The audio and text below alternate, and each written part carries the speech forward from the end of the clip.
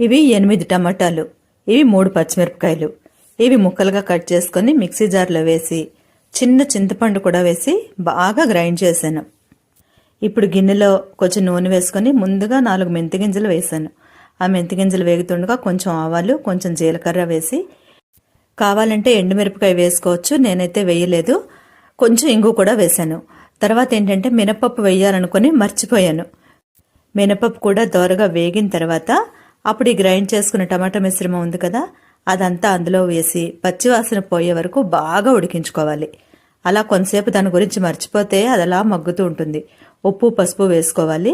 తర్వాత ఇదిలా బాగా మగ్గింది, అందులో పచ్చివాసన పోయింది అనుకున్నప్పుడు ఒక స్పూన్ చూపిస్తాను. దాంతో 3 చెంచాలు శనగపిండి తీసుకున్నాను. అది బాగా ఎక్కువ నీళ్లు పోసి చూపిస్తాను చూడండి.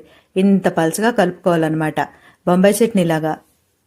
స్టవ్ మీద మగ్గుతున్న టమాటా మిశ్రమంలో ఈ శనగపిండి నీళ్లు కూడా పోసుకోవాలి. ఇంకా బాగా అలా మరగాలన్నమాట. తెలుసు కదా బొంబాయి చట్నీ ప్రాసెస్.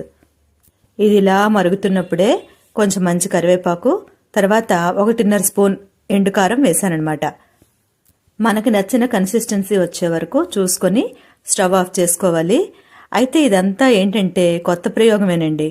ఏంటంటే నృహరి పల్లీ చట్నీ, కొబ్బరి చట్నీ అలాంటివి కొంచెం ఇష్టపడ్డు. చాలాసార్లు చెప్పాను ఈ విషయం. అంటే కారంగా ఉండాలంటాడు. వీడియోలో చూపించలేదు కానీ ఒక గొప్ప సీక్రెట్ ఉందండి, చెబితే నన్ను తిట్టుకోకండి అస్సలు. చిన్న బెల్లం కూడా వేసానండి ఉడుకుతున్నప్పుడు. టేస్ట్ అయితే చాలా బాగుంది, కారంగా పుల్లగా. మాకు నచ్చింది. అందరికీ శుభరాత్రి.